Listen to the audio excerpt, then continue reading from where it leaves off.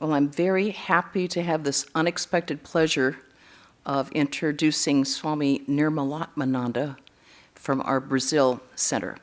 I shouldn't say center, centers. It's an unexpected delight. We are so happy that he's here. And Swami Sarvadevananda said, you're here. Then you can give a talk. So he's youngish, but he's a source of great inspiration to a lot of us. So please come up to the podium, Swami Nirmalatmananda, and he will begin with a chant, and then he's going to inspire us with a spiritual talk, or whatever else he wants to talk about.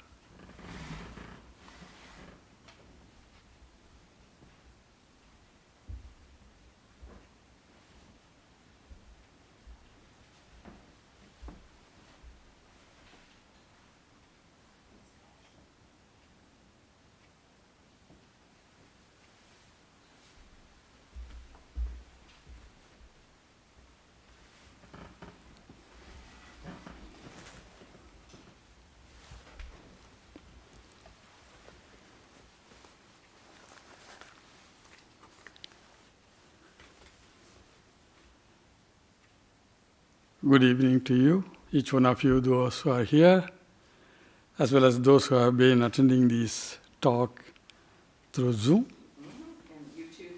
It's an unexpected visit, and I always love this place. Before I begin my talk, I would like to convey the greetings from the devotees of Brazil. I have been there for the last 24 years. And the topic of this talk is spiritual talk. In anything about spiritual, that means we have to make a distinction between worldly talk and spiritual talk, or worldly matters and spiritual matters. That is how it looks like. Whatever we talk, it relates to something.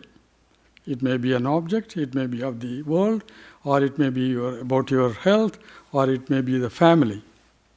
So that there are three kinds of knowledge. The first kind of knowledge is knowledge about the world, about the objects, about the names and forms, about the laws that govern the world. This is one kind of knowledge. Normally, our education is dependent on that. We are educated of this knowledge. And it is an important factor in our life. Through this knowledge, goes to the school, then college, then get a degree, then you get a job, you live, and do the things. But that is not the only type of knowledge that we have. And we talk much about all the books in the world, millions and millions of books, or talk about this kind of knowledge. The second category of knowledge is something a little bit different. Knowledge about the mind, knowledge about the thoughts, knowledge about the emotions, knowledge about the memory. Where do you have this memory? So many things that you have been experiencing since the childhood. You have been accumulating in your small head. And where are they stored? And who has stored? Some of them you want to remove, but you can't. Some of them you want to keep, but it's not possible to keep of them. So like that it goes on, this knowledge. Those who know something about this knowledge are able to manage their life somewhat better, because they know how the mind works, how the memory comes back, how one gets angry, or how one gets very emotional at sometimes, happy or unhappy. All this knowledge also about it comes to the second category of knowledge. Okay, that's also necessary. Those who have this kind of knowledge, they could manage on their life on a daily basis. But it's not easy for each and everyone, but it is necessary. Maybe the psychiatrist, psychologist, or other professionals, they deal with this kind of knowledge. Then comes the third part, that is spiritual knowledge. about which you talk spiritual talks. What is that spiritual knowledge? What is the spiritual factor? How do we know about it? How do we go about it? Where is it? Who will show the way? There are plenty of gurus and books, everything are there. Everything is there in front of you, but it is not easy to get to this knowledge. It looks like, but there is a way always. So the knowledge about your real self, about your real being, or about your spiritual side of the things, beyond body, beyond mind, beyond your emotional ups and downs, beyond your identification I and mine, there is some basic existence, some basic reality which governs you, governs every living being. It does not know any religion. True spirituality does not know any religion. Whether you may be a Christian or a Hindu or a Muslim, doesn't matter. True spirituality is common for everyone because it deals directly with your spiritual part of your being. Suppose I ask you, are you only body? I don't know. You have to answer. No. That means there must be something more. Is it only body? Maybe more than that. Maybe more than that. What is that? Maybe a little bit of thoughts, mind. You can say, yeah, thoughts. My thought, my mind. Is it only that? Or something more?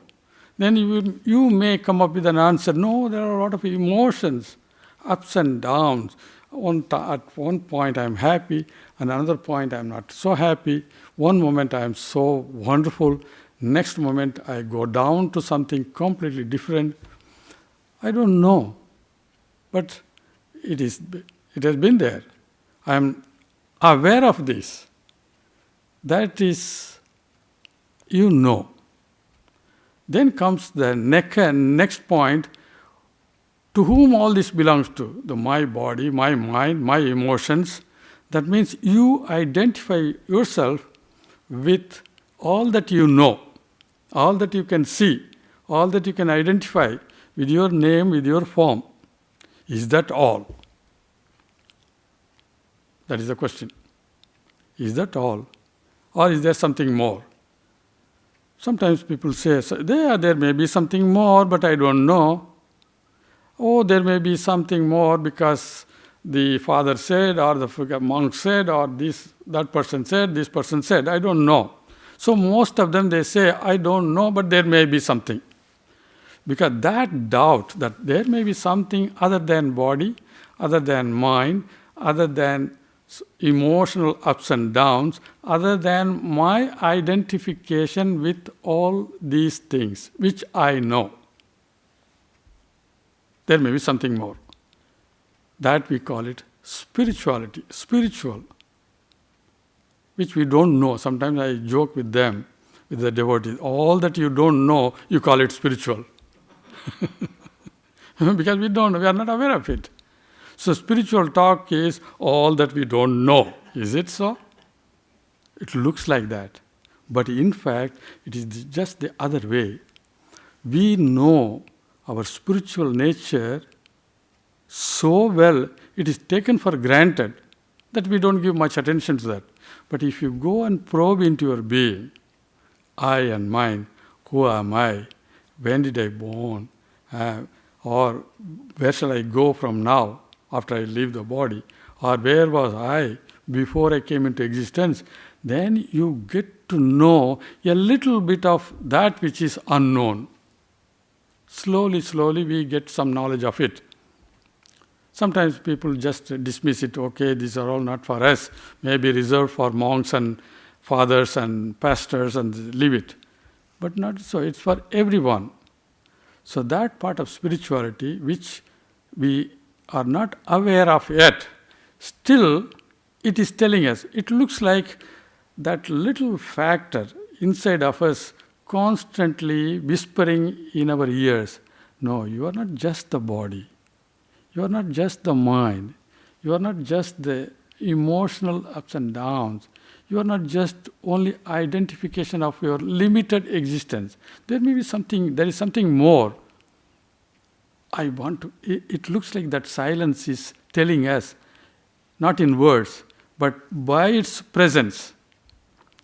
And some people are giving attention to that, some people are giving more attention to that. So they meditate, they go and they try to listen to that silence and then come with certain answers. Some they don't. They don't want to even hear about it. Because that is a little laborious work, searching for something which I do not know. Normally our mind is trained to go in the track that it has already formed. It does not want to make new tracks. Suppose you want to go from one house to other house here in this beautiful place. Naturally, it is much easier to go to that in the track that you have already in existence. The new track you don't want, because there may be some problem, there may be difficulties. So therefore, our mind is such that it wants to run in the same track that has been already made. We have to take care of that. How do I know about all this spiritual being? Is there for spiritual being? Spiritual part of it? Yes, all the religions say, all the great masters like Christ, Buddha, Krishna, Rama, they say, and in our own time, Sri Ramakrishna, Swami Vivekananda, Holy Mother, they have said, they have experienced, they have demonstrated, and they have explained all your doubts. There were many, many questions about this, and they have explained. One way is to give certain value to these expressions. Okay, I don't want to go and just believe blindly. I want to just experiment it. He said this, I want to experiment. Okay, he said about meditation, I will experiment a little bit meditation. He said about prayer, okay, I will experiment about prayer. He said about holy company, I will experiment it. So we go with an open mind. When you go with an open mind, that is the first step to go into spiritual aspect of your being. Normally, we are so much bound by our preconceived ideas in everything. It captures you, it binds you.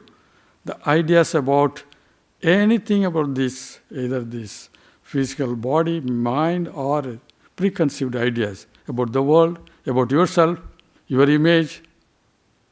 But the spirituality demands a little bit of open mind. The first sign of being spiritual is to have an open mind. Okay, I like to look into it. I like to experiment with it. This master says, then comes a lot of other offerings, from all the saints, gurus and everything. Oh, here is the spirituality, here is the spirituality, and you get confused again. Because there is so many things that come into the market, come into the play.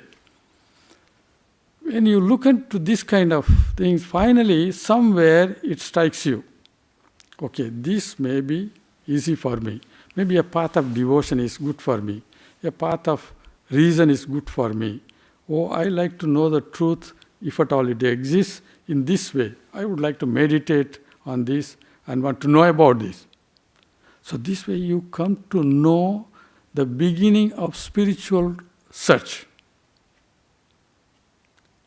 Our search begins and ends only in realizing what is true or what is spiritual.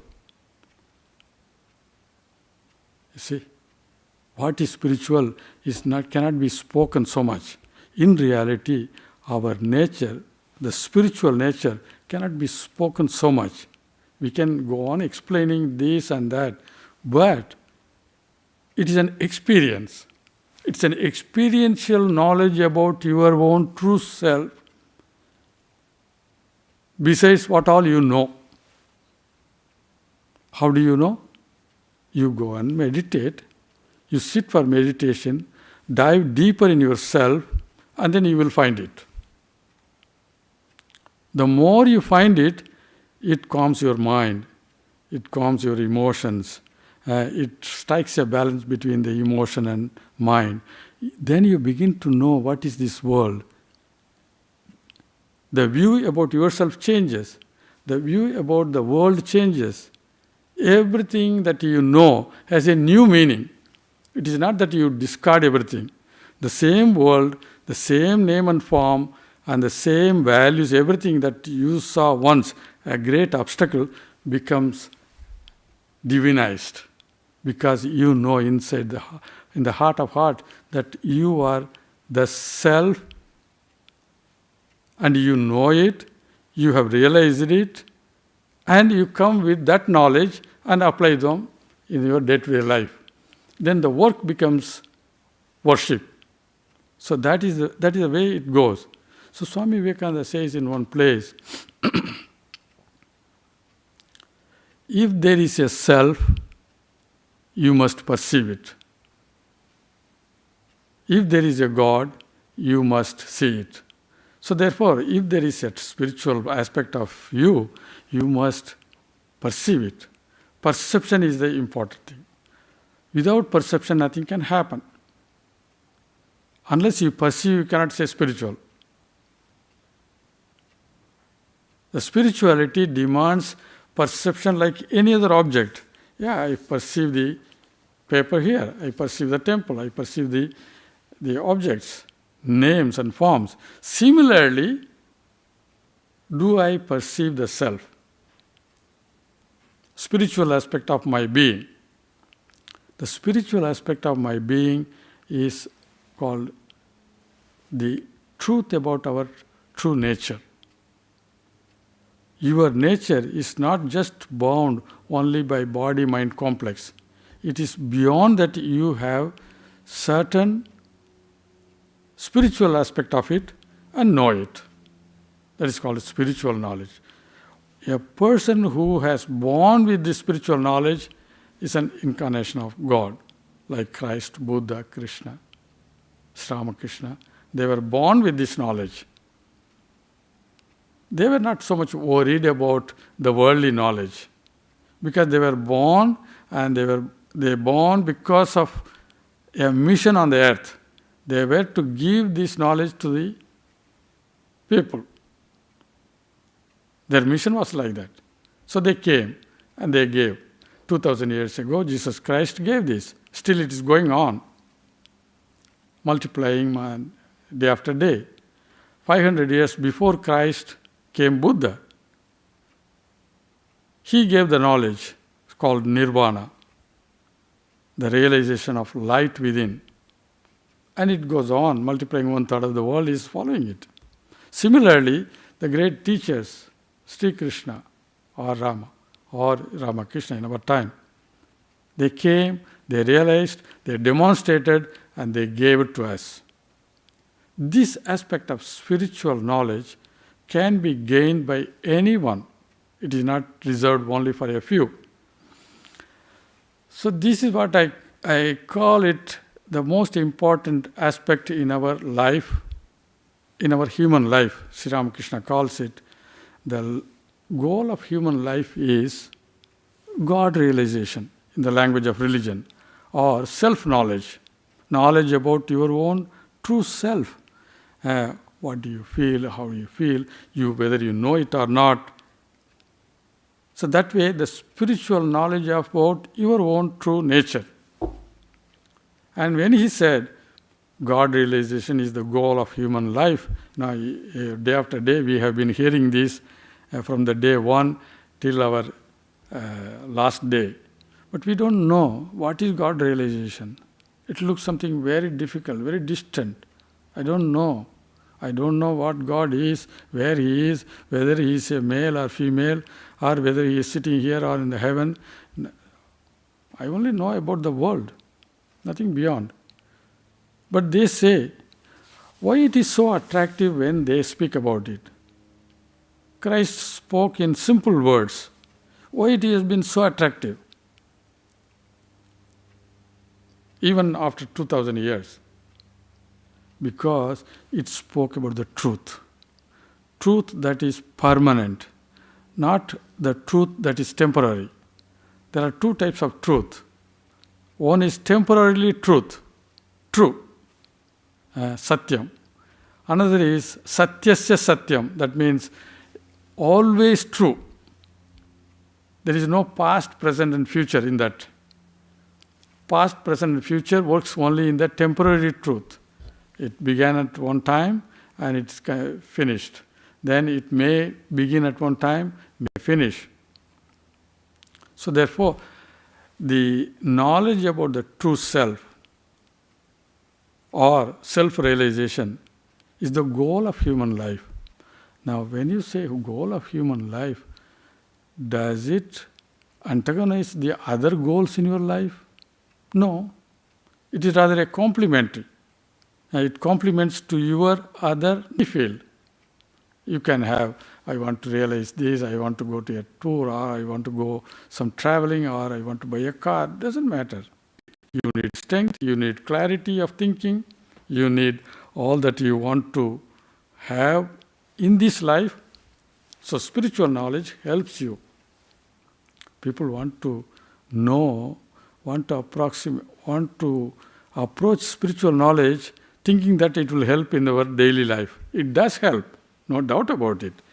If you are not peaceful, how are you going to work here in the world? How are you going to live in this world? If you are not peaceful, what kind of thoughts you will have? We are bombarded, we are so much afflicted by the thoughts of the world about our health, about tomorrow, anxiety, all kinds of things that are happening. How are you going to deal? They say you have the spiritual solution and it will help you to be calm and quiet. You know how to deal with the world. You know how to deal with persons, things. So the knowledge that comes from your spiritual aspect of your being helps you enormously to lead a peaceful life. After all, we are looking for peace and happiness and a comfort. Who is going to live? Who is going to give? Money can give you a little, no doubt. But more than that, your knowledge can give. Knowledge alone can give you all that you are looking for. Especially the self-knowledge. The self-knowledge can give all that you are looking for, whether in the world or whether in the other world. That's why it's so important. So when I first read that if there is a self, you must perceive it, not just hearing it. We can talk about it, we can read about it, we can converse about it, but that is far, far different from when you realize it. You must perceive it. Yes, there is a self. There is a spiritual aspect of my existence. I know it for certain. Then comes all the things that you are looking for. Peace of mind, happiness and strength and knowledge. Everything comes with it. That's why it is so important. But many people don't give much attention to that. It doesn't matter. They have their own time and they will take their own time. But those who know it, they can slowly and steadily and on a daily basis, they can awaken the spiritual knowledge and make it grow. So to explain a little more of this self-knowledge, what is that self? The nature of true self. The scriptures say, the great sages and saints say, it is the knowledge that you gain through your experience about your own true nature. It is infinite. The word infinite again is very difficult to understand. As soon as you say the word infinite, you immediately think, oh, maybe the length and breadth and height. In linear terms we think. But that is not so. Infinite, when it comes here, it says all that is not finite. It cannot be imagined. It can be experienced. Infinite, that word, I always think about it very I give a lot of importance to this word, understanding a couple of words, because that opens up a lot of light to get into the meditation more and more. When it says infinite, it is nothing to do with in linear terms. It is just deconditioning your mind. Our mind by nature conditions by name, form, and beginning and end. That is the nature of the mind. Whereas infinite is just the contrary, nothing of this kind. So spiritual experience is a process of deconditioning every day. Not this, not conditioning, no more conditioning. You are free when you are freed from conditioning. We suffer because we are conditioned. Anything that is conditioned, we suffer. As soon as you are free from the conditioning, you are free. By nature, we are free. That's what the scriptures say. By nature, by true nature, we are free always. Only we do not know. We are blind to our own true nature. See? So therefore, this infinite word, we have to understand in a way that it helps us to go deeper into the meditation process. Then another word, which is always a little bit complicated or difficult to make out, is Sri Ramakrishna's telling this story about God. The word you can say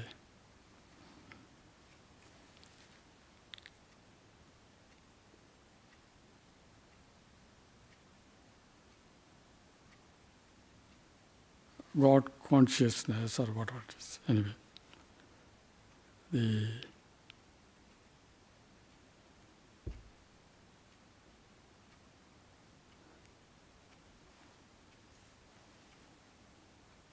purity. Yeah, now I got it. Sri Ramakrishna, whenever he speaks about God realization, whenever he tells about self-knowledge, he tells purity of the mind. What is this purity? That also we are not very clear about it. What is this purity of mind? Is it a vacant mind? Is it a mind without any thoughts? It is not so. It is a mind filled with God consciousness. Mind filled with God consciousness means what? All about the spirituality, all about the true nature of yourself, all about the nature of the reality, what is really real means. That kind of consciousness. Our consciousness is about the world. Now imagine your mind is a basket, big basket. What do you find there? There are so many objects, so many images, so many names and forms that you have experienced or you want to experience. So that basket is full of names and forms and objects and memories. That is it. Whereas the purity means it is only about God consciousness. In place of all these objects and names and forms, you have the God consciousness. Now, take the case of Sri Ramakrishna himself, or Jesus Christ, or Buddha. They also have the name and form. You feel that knowledge, but then the shift takes place from the mundane to the divine. So when you think of Sri Ramakrishna, you don't think about the objects of the world. When you think of Buddha, you don't think about the objects of the world. So the knowledge about the spiritual aspect of what they thought, you fill up the knowledge. Your mind is continuously filled with spiritual aspect of the being. It may be an incarnation of God, or it can be anything about the true nature of yourself. That is called. As and when you put more and more thoughts in your mind, that mind becomes pure. That is called the purity of the mind. When it becomes more and more filled with this kind of thoughts, the result is your mind is cleaned. Your mind is free from all that is obstructing your true nature. A true mirror can reflect the image very well. Similarly, a pure mind can reflect the true nature of yourself. See? You don't have to create a self. You don't have to create a God. There is no need. All that we need is to clean the mind, to know about the real self. See, this is called purification of the mind. So the two words, purification of the mind or purity of the mind and the infinite aspect of yourself, these are the two important points. If we can understand it in a deeper sense, that helps a lot to proceed or to progress in spiritual life. Otherwise, we may be going on reading, this purity of the mind, be pure in heart, and the truth will be revealed unto you. We have been hearing this. You have been hearing this. But then what does it mean? How much it makes sense to you? So these two words can carry a lot in deepening our meditation process. One is purity of the mind, another is the infinite aspect of yourself.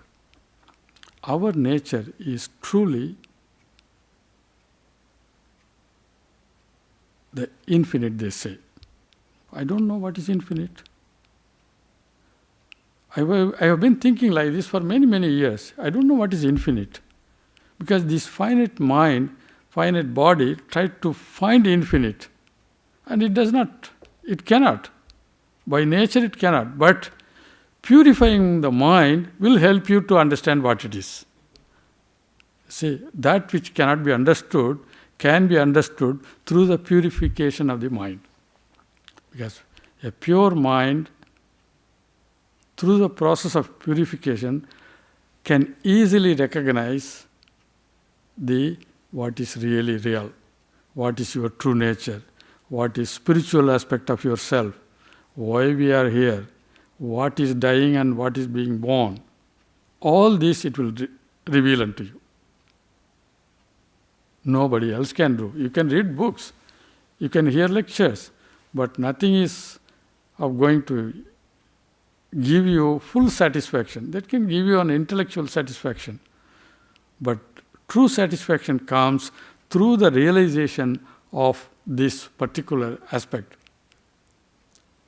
You don't have to worry about, infinite aspect of my being, infinite aspect of knowledge, or infinite blessedness, Sat Chit Ananda.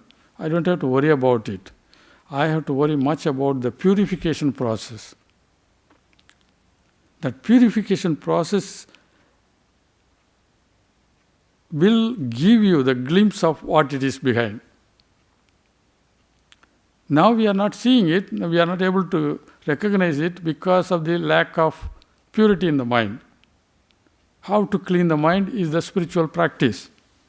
So spiritual truth and spiritual practice and spiritual talk. That is how it comes. Instead of spiritual talk, is about the spiritual practice and spiritual realization. In either way. So the purification process is I should not say long way, people get a little disappointed. It can be very short, it can be long, depending upon the person. There are many reasons why it is not happening. If it is true, why I am not realizing? Yeah, the gold may be there, but it is covered with mud.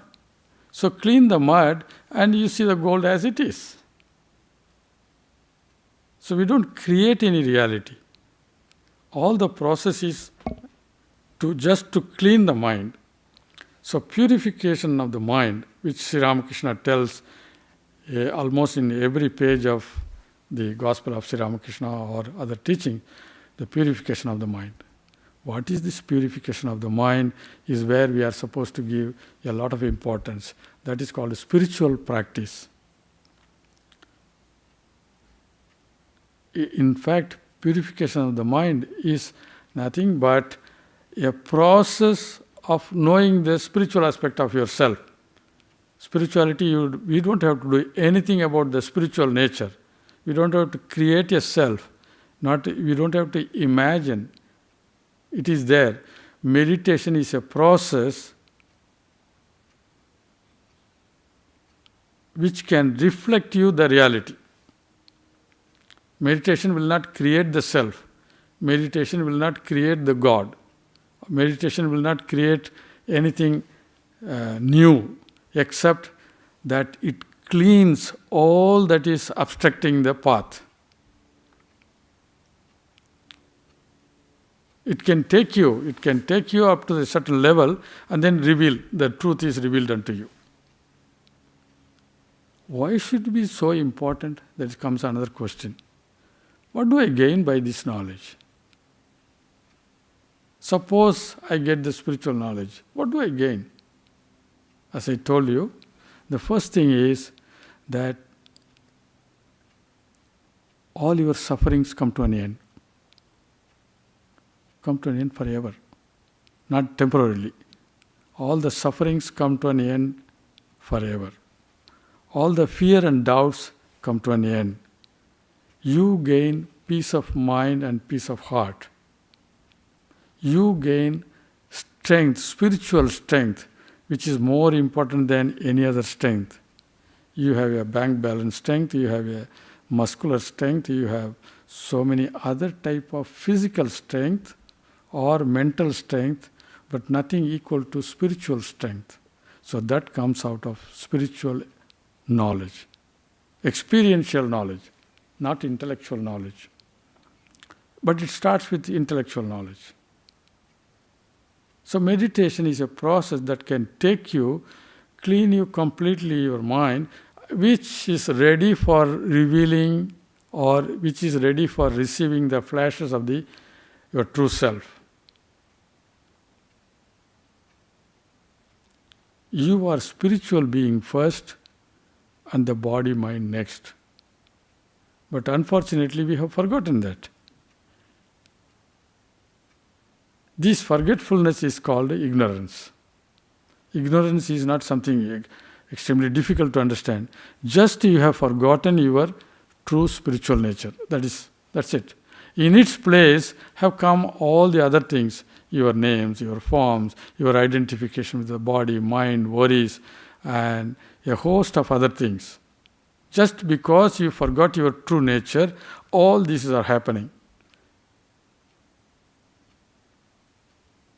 Once you have realized that your true nature, then all these things may be there, but they are not going to perturb you. They are not going to disturb you. Just like a snake which has its venom is not affected by the venom itself. You see? There is a venomous snake, has poison, but it is not affected by the poison. But when it goes to the other person, the person dies.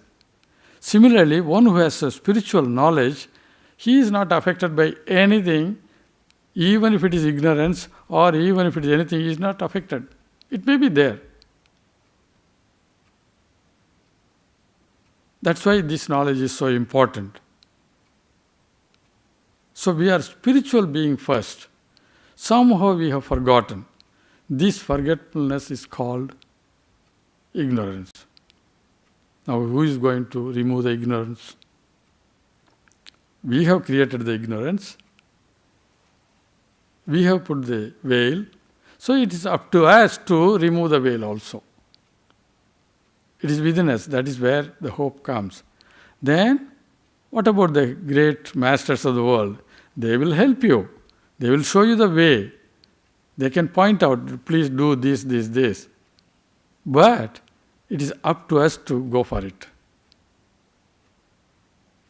We don't have to think it's a great job, it's a great difficult job. No.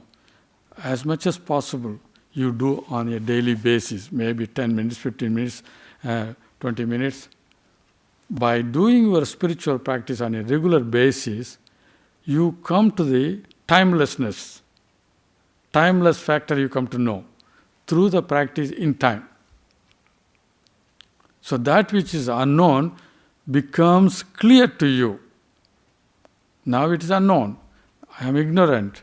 But through the spiritual practice, I come to know what it is.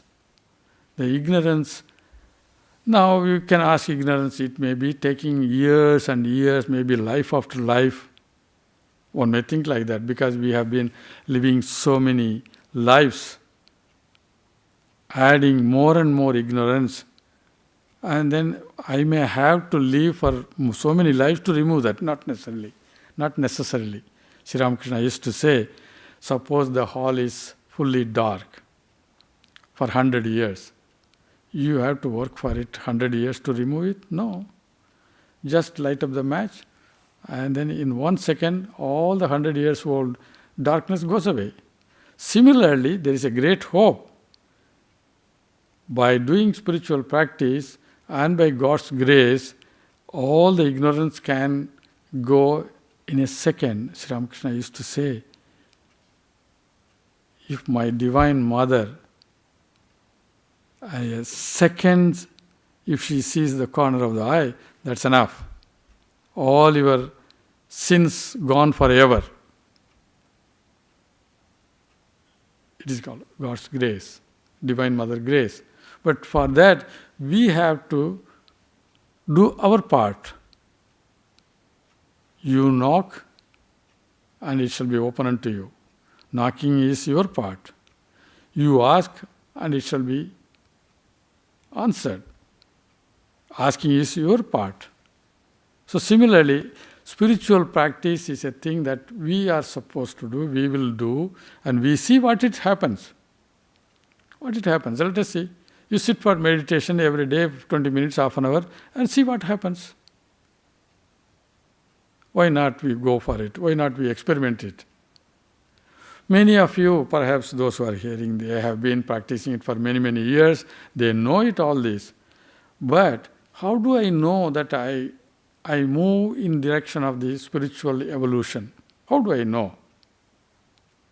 Is there something that I can know very well? Yes, I am progressing. Yeah, there are indications, surely. If you have worked for 30 days a month, there is a salary in your account, credited. If you have been working 30 days, morning and evening, half an hour on each time, then certainly you have worked for it. There should be a result. We may not know it, but there will be.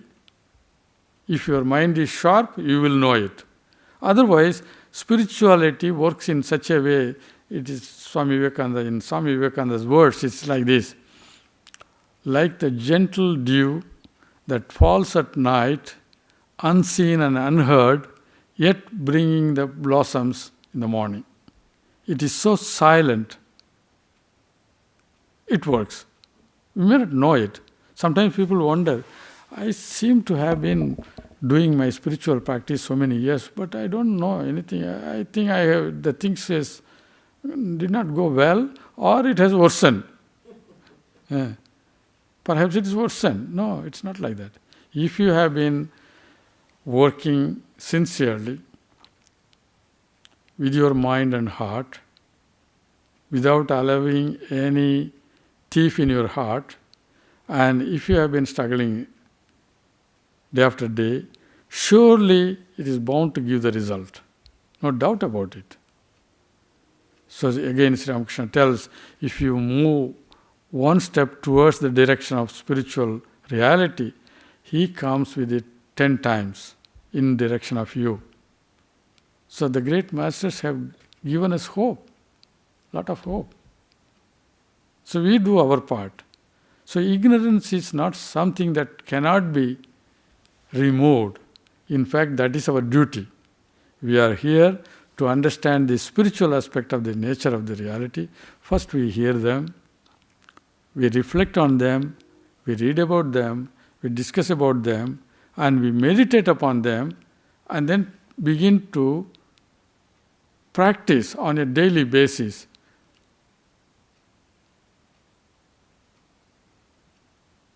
And during the course of this spiritual practice, you will get to know all the hints that you are progressing. Just like the dawn shows that sun is going to rise, you will know. Just like your car is approaching the beach and you hear the sound of the waves, you know that you are approaching the beach. Like that, you will hear the hints, you will know the hints, you can feel or realize all that is to come. You don't have to worry about it, that part. All we have to do is to do our spiritual practice. If that infinite being is there, we don't have to create about it. We have to not worry about it. It will reveal unto you. What is obstructing, therefore, is the so-called ignorance or our past tendencies or images or the what all you have accumulated. Now, is there any shortcut towards this? There is, of course. People like shortcut. Who will not like it? Everybody likes shortcut. What is that? So Sri Ramakrishna says, take the name of the Lord, do a repetition of the holy name. He says repetition of the holy name. So someone asked, just repetition of the holy name? That's all? He said, what? He became very serious and said, what? Is the name is such a small thing? Suppose I call you X. The name tells you all the entire history of the person. From birth till now, the name, just the name. It is only a beginning, only a tip of the iceberg. It has the history, not only the history in this life, history of the past lives also. Your education, your relationship, your likes and dislikes, all about you comes in the name, only one name. So Sri Ramakrishna became very serious. He said, do you think that name is such a small thing? In the Christian tradition, rather, the meditation, Christian meditation tradition, I don't know whether it's here, but in Brazil it is there, Christian meditation.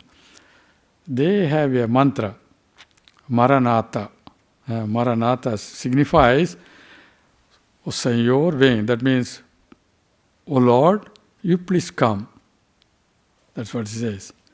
Now, when you repeat, O Lord, you please come, now you begin, just to go on repeating, it's okay. But then you begin to probe into it. Who is this, O Lord? Where is he? Okay, he came 2000 years ago. Will he come again? In what form? Even if he comes, will you recognize him? Are you qualified to recognize him? Suppose he says, I am coming here tomorrow, and he knocks your door. Will you recognize him? Please come. Please come for what? To chit-chat? To have a chat with you and have a cup of coffee? No. The spiritual, you are calling the Supreme Lord, who you are calling the Son of the Father, the Son of God. You are calling him, please come. If you think a little bit seriously, how wonderful it reveals. Who was he? You call it Son of God or Son of God. Who was he? What was his nature? He was born as a son of carpenter, and he was crucified. 72 hours later, 3 days later, he came as a Son of God. A son of carpenter who went into crucifixion became Son of God in 3 days later. What happened? What was the transformation? He was not just body. He knew he was not body. The body was being crucified. To compare in the Vedantic terms, the ego was crucified. And he revealed what was the reality, who was the Father. That manifests in every being, not only human being, in every being that lives, it is much more. In the human level, it is the highest. So we are calling someone who revealed all this truth through this small mantra, through this Maranatha, one word. See, similarly, the Om, or when you call Sri Ramakrishna or Rama, Krishna, Govinda, see, whatever it may be, it is not such a small thing. It has all the potentiality of revealing the truth unto you. That is how our spiritual journey becomes very live. It may start with knowing nothing, looks like. But if you sincerely try, day after day, and make yourself a commitment to your own well-being, it works wonders. You must enjoy your spiritual practice every day. I was like this yesterday, and today I am a little better. I used to be very angry at every half an hour, previously 1 year ago. Now, every 2 hours I am angry. It's all right. It's better than what it was. So similarly, there are many, many hints through which you know that you are progressing spiritually. That kind of conviction comes. We start with a little faith, but then it turns out to be conviction when you reach certain experience on your way. You have not yet reached the infinite, whatever it may be. You don't have to worry about it. But your path is certain. Yes, I am making the progress. Previously, my head used to be around 60,000 thoughts used to cross my mind, according to the study. A common man's head, almost 60 to 70,000 thoughts cross every day the mind. Now, maybe 6,000 or 10,000. There's a great progress. 6,000 thoughts per day. If you think, see how much of subtle energy you are dealing with. Just imagine. Every thought has a certain information, certain knowledge, certain power, subtle power that can act on the body and through the body on the external objects. You are dealing with that. Our breathing is linked to this. Our breathing is linked to this. If your breathing is slow, the thought process also slow. If the thought process is very heavy, that means you are worried too much.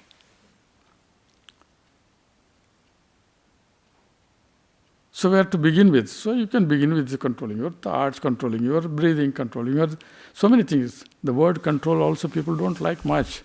You go to every religion, you control this, you control that. No. It is the science of knowing how to manipulate all these energies. Simple. Therefore, you begin with this. Truly spiritual practice on a daily basis can enormously bring benefits to anyone. It does not matter whether you believe in God or you don't. Even if you don't believe in God, even if you don't believe in this so-called infinite anything, just by doing daily practice in the form of meditation, it can work wonders. It can give you a lot of energy.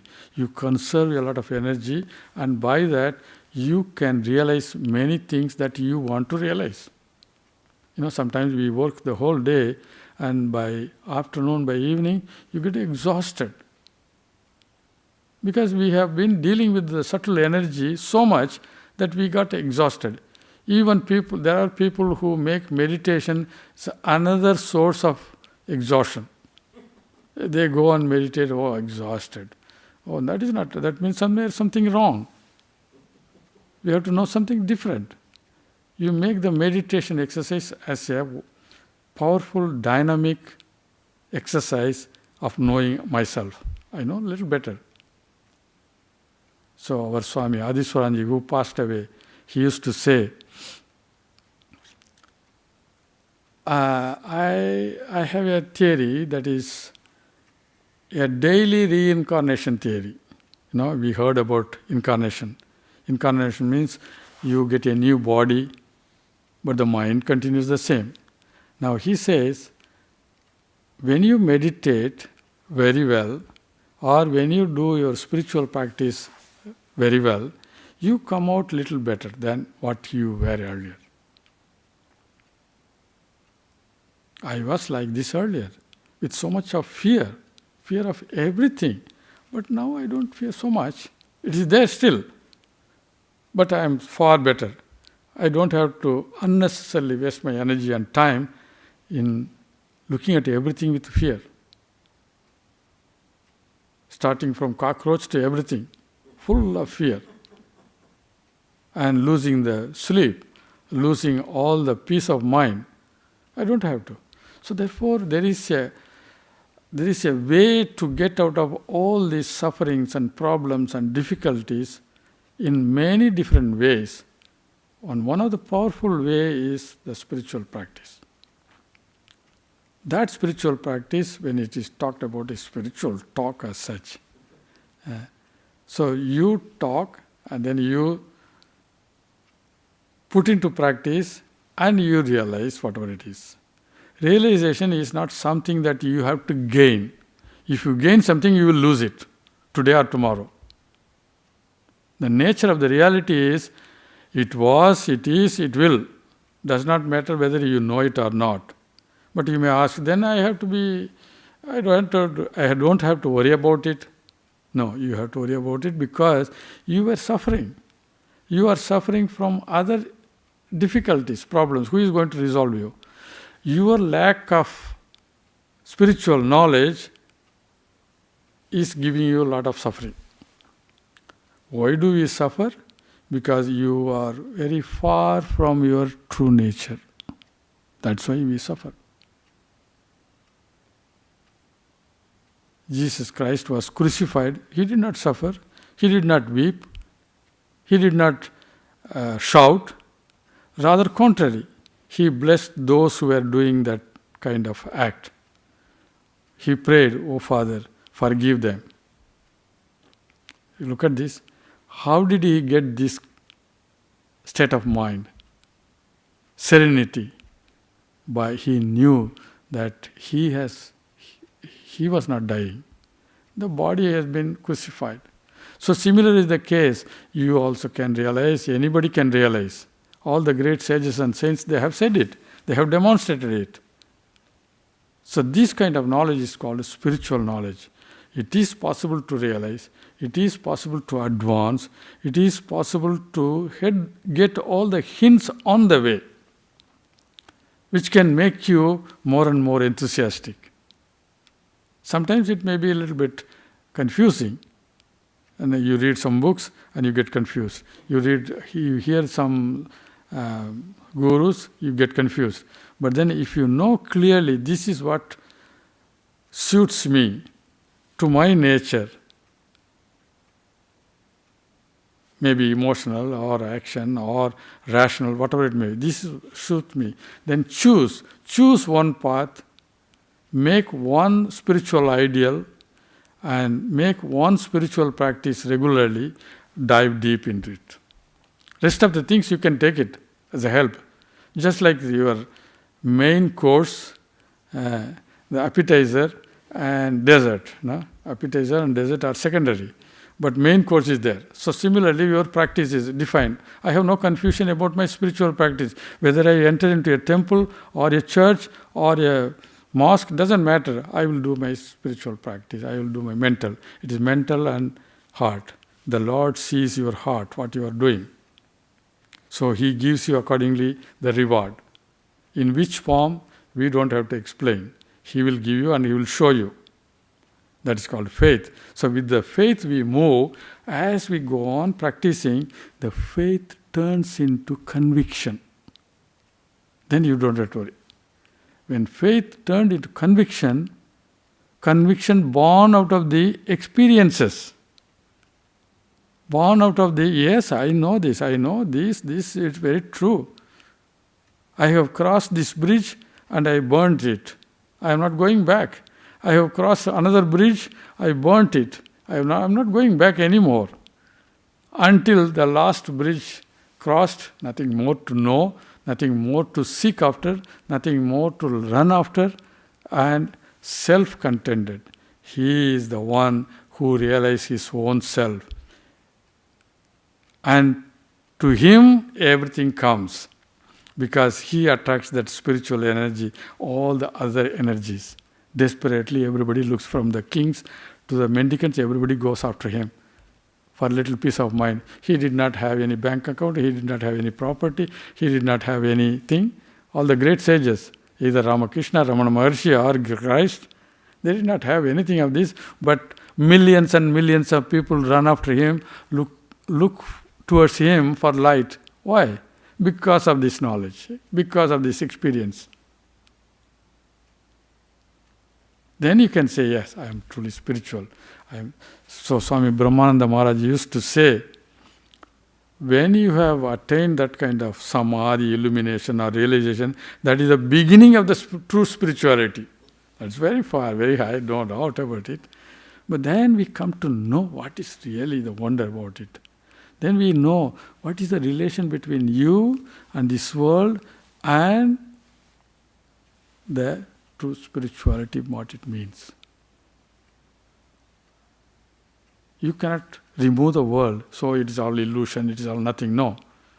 Suppose you buy a mango, you pay for the mango, and you eat the flesh. Maybe you can eat a little bit of the skin if you want, but then the seed you throw it. But you have paid for the whole thing. So you cannot dismiss the whole world as nothing. No, it has its own value. Connected with the true self, it has all the value. Disconnected with the true self, disconnected with the God, it has lost its meaning. The world looks so real because it has a connection behind it, the universal self. You and I are part of the self. It looks like small little being, but behind it, the ocean. If the wave thinks, I am independent, is it anything true in that? The truth is, the ocean is behind it. That's why the small wave thinks it is true. But then it goes off. But the ocean remains.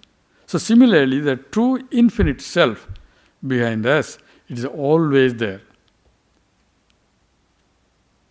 When you say the Father, or the Father in high heaven, or whatever it is in your terms, it is there always. So when the preacher, he preaches the Father and Son and the Spiritu Santo, the Holy Spirit. So he makes all the move like this. That means in everyone the Holy Spirit shines. So everyone has the right to realize it.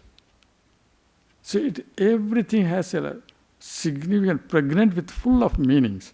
Only we have to approach it in a way that it makes sense. Then you feel, oh, this is the reality, this is the spirituality. It's a wonderful science. I have been seeing all the other sciences. Now I will go into this science, go deeper into it every day. Every day I come out with something different for myself, for my own betterment, my own family, my own community, or the whole of humanity. It goes on extending without any limits. So we come to really a situation, yes, spirituality is true. If there is a self, we must perceive it. That is true spirituality. And our own spiritual nature is there to knock and to know.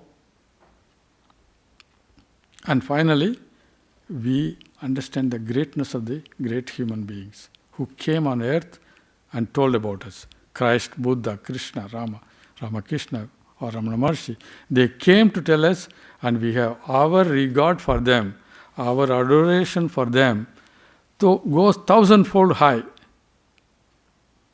That is the right way to make our homage to them. Yes, I have understood how great you are. So as you go near, they also further go away with their greatness.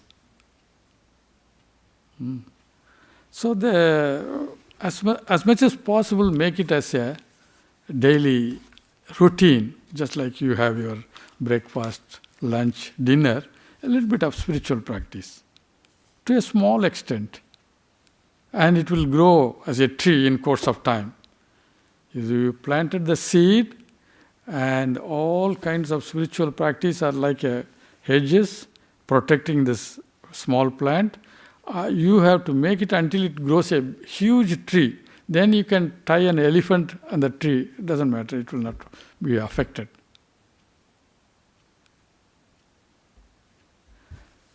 So I think it's okay. Oh yeah.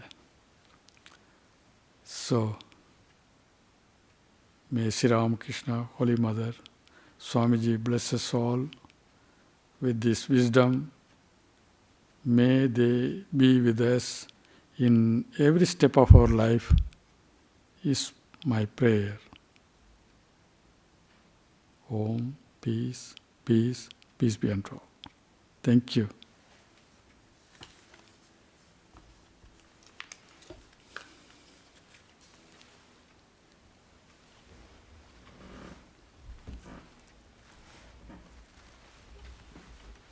Very grateful to Swami Nirmalatmananda for coming all this way to come and speak to us and inspire us.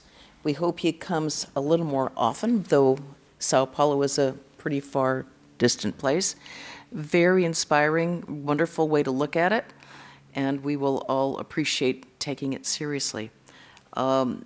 This Sunday, we will have a lecture on the blessings of Easter, and by me. And then on Wednesday, we will have a reading of the shepherd boy who became a saint. And on Saturday, we will be having a reading of the Gospel of Sri Ramakrishna at 5 p.m. And please join us either in person or online. Om Shanti Shanti Shanti Hari Om Tat Sat Sri Ramakrishna Arpanamastu. Thank you all for joining.